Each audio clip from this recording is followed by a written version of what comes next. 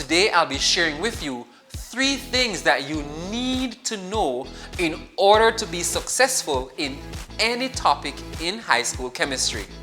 Number 1, the first 20 elements. That is the atomic number at least. Once you know that, this will be a gateway to the physical and chemical properties of the elements. So you'll understand more about the physical properties, including boiling point, melting point, density, color, and so on.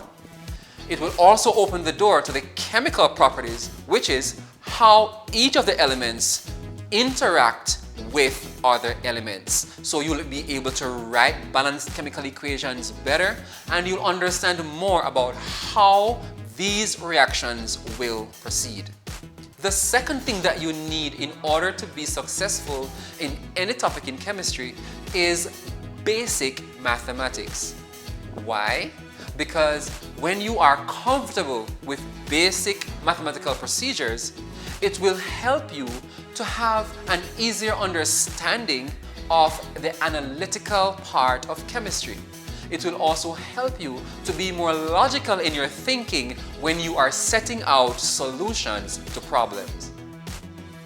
The third thing that you need in order to be successful in high school chemistry is clear definitions.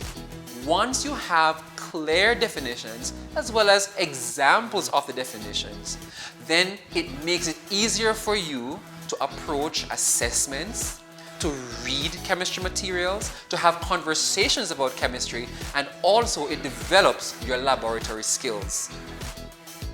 Bear these 3 things in mind and remember to be awesome chemists.